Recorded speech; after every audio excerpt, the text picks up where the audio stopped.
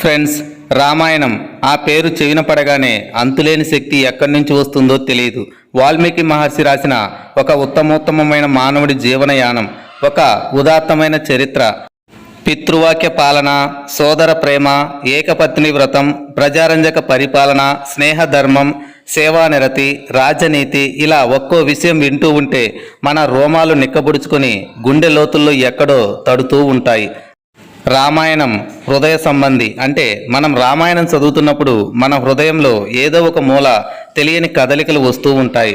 అదే మహాభారతం చదివినట్లయితే మన మేధో వికాసానికి కావలసిన సామగ్రి అంతా దొరుకుతుంది. రామో విగ్రహవాన్ ధర్మ అంటే ధర్మాన్ని కనుక కరిగించి మూసపోస్తే అది తాల్చే రూపం శ్రీరాముడు. ఈ మాటలు మారీచుడు రావణాసురుడితో అంటాడు. ఇలా శ్రీరాముడి గుణగుణాల గురించి మనకు అయోధ్యకాండలో స్పష్టంగా కనపడుతుంది.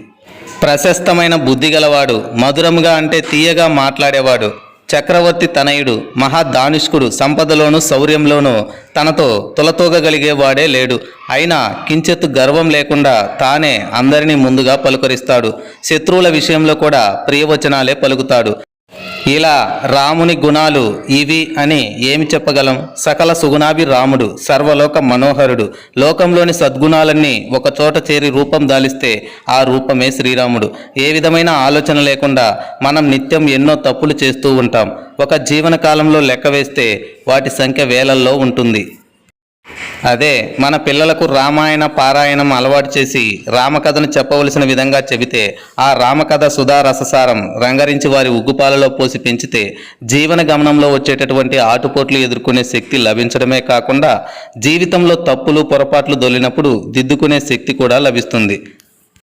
సర్ విలియం జేమ్స్ అనే ఒక బ్రిటిష్ విద్యావేత్త 18వ శతాబ్దంలో ఈ విధంగా అంటాడు: భారతదేశం నుండి ఆంగ్లేయులు తెచ్చుకోవలసిన నిజమైన సంపద రామాయణమే. ఎందుకంటే మనిషి మనిషిగా జీవించే సరళమైన హృదయమైనటువంటి విధానం నేర్పుతుంది కనుక. ఫ్రెండ్స్, ఈ వీడియోలో రామాయణానికి సంబంధించినటువంటి ప్రారంభంలో ఆ శ్రీరాముడి యొక్క గొప్పతనం గురించి తెలియజేయడం జరిగింది.